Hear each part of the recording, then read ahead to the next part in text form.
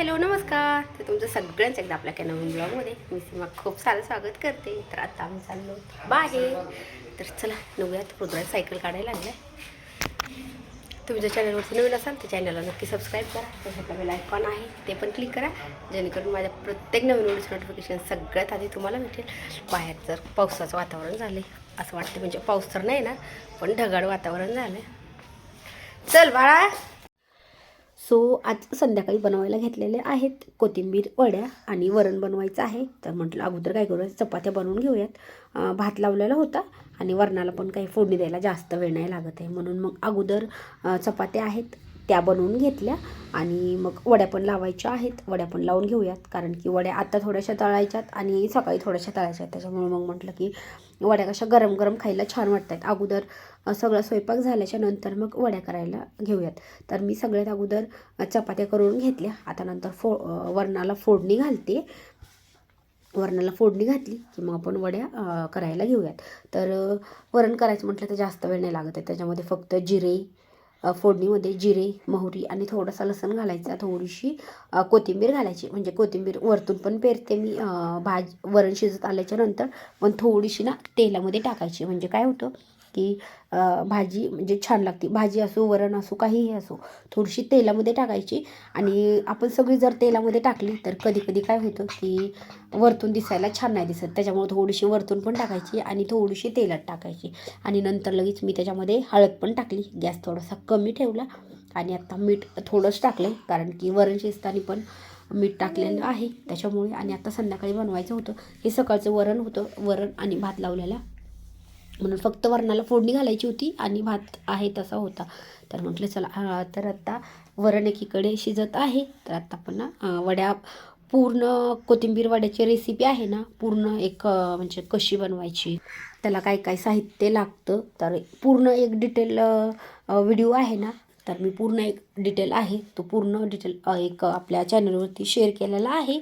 तर ह्याच्यामध्ये ना मी थोडाच केला ॲड, कारण की काय होत होतं की ही पूर्ण रेसिपी आणि ती रेसिपी, मग ही ब्लॉग टाईप मी बनवलेली आहे.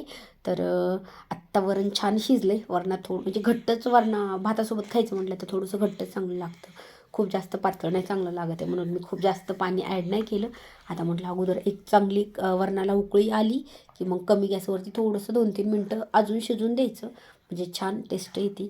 तर बघू शकता आत्ता लगेच उकळी आली आहे. चपात्या तर झालत्याच, भात झालता, आता वरण पण झालं. आणि आत्ता लावूयात वड्या. वड्याला फक्त किती अर्धा तास पण नाही लागत आहे, 15 मिनटामध्ये वड्या होत्यात पण. तर चला वरण शिजलं तोपर्यंत वड्याचं भिजवायला घेऊयात. तर आम्ही बाहेर गेलतो, सुरुवातीला तुम्ही ती माझी क्लिप बघितली असेल. तर बाहेर गेलतो जेवायला हॉटेलमध्ये, नाश्त्याला. ह्यांचा बड्डे होता, तर नाश्ता वगैरे करून आलो. मग जास्त काही बाहेर नाही व्हिडिओ काढणं झाला, थोडाच काढला. तर तो पण आहे म्हणजे 3-4 मिनटाचा झाला असेल.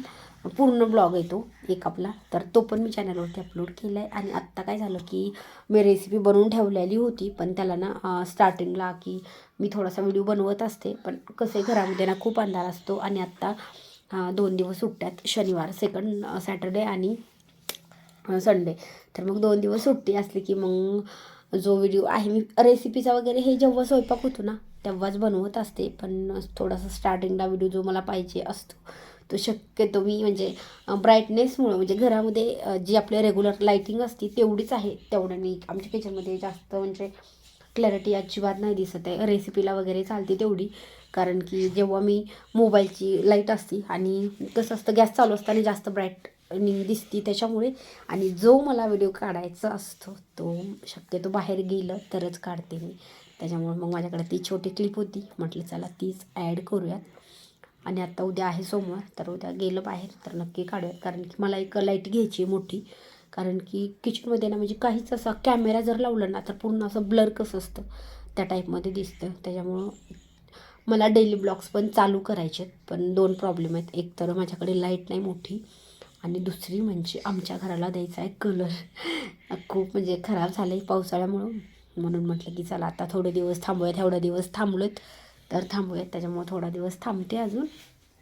नंतर मला वाटतं अजून 2-1 महिन्यामध्ये व्यवस्थित झालं तर लाईटिंग पण घेणार आहे. आणि मग डेली रुटीन मिनी ब्लॉग असतील, मोठाले असतील, ते पण मी पूर्ण म्हणजे रुटीनमधले करणार आहे. तर आत्ता घेतलेलं आहे मी मेथीच्या वड्याचं पीठ भिजवायला.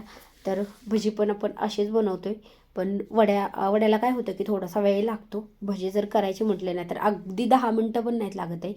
तर म्हटलं चला आज वड्या करूयात, कारण की ह्यांना कधी म्हणजे आम्ही कोथिंबीर आणली म्हणजे जास्तच कधी पण आणली की 2 किंवा 3 पेंड्या आणल्या वड्या किंवा भजी असतात, कारण की रुद्राच्या पप्पाला भजी खूप आवडतात, वड्या पण खूप आवडतात.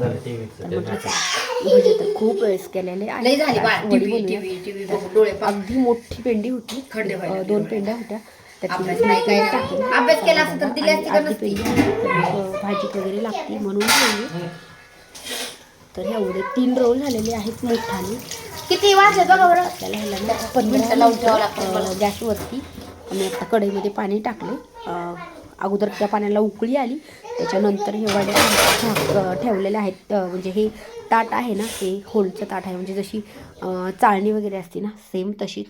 आणि मग त्याच्यावर एक कढई झाकून ठेवली. म्हटलं ताट झाकून ठेवलं तर वरी तरंग म्हणजे बसणार ना व्यवस्थित, म्हणून कढई झाकून ठेवली. आणि वड्या झालेल्या आहेत 15 मिनटामध्ये तयार. आता आपल्याला त्या कट करून घ्यायच्या. कलर थोडासा ह्याचा चेंज होतो उकडल्यामुळे. तर आता वड्या पण कट करून झालेल्या आहेत. तर तळून घेऊयात. आणि अशा पण ना खायला खूप भारी लागतात. म्हणजे आत्ता ह्या उकडून घेतलेल्या आहेत ना, अशा पण खायला भारी लागतात. आणि तळल्यावर तर मग तर भारी लागतातच लागतात. तशा वड्याची पण भाजी बनवू शकतो आपण. जशी की आपण शेवभाजी वगैरे बनवतो ना, सगळी भाजी तयार करायची आणि नंतर खायच्या टायमिंगला त्याच्यामध्ये वरतून वड्या टाकायच्या. त्याची पण एकदा मी करणार आहे, पण आता कधी करेल मला नाही सांगता येते. केली तर नक्की तुमच्यासोबत शेअर करेल. तर बघू शकता वड्यात जे 3 रोल झालते ना वड्याचे, तसं मी एक रोल आहे त्या एका रोलचं एक घाणं, म्हणजे अशा तळायला पण 3 घाण्याच्या वड्या झालेल्या आहेत. आणि तळून बघू शकता एकदम अशा कुरकुरीत झाल्या, तेलकट तर अजिबात नाही झाल्या आणि एकदम कडक झाल्या. तर तुम्हाला ही रेसिपी कशी वाटली मला कमेंट करून नक्की सांगा. व्हिडिओ आवडल्यास लाईक करा.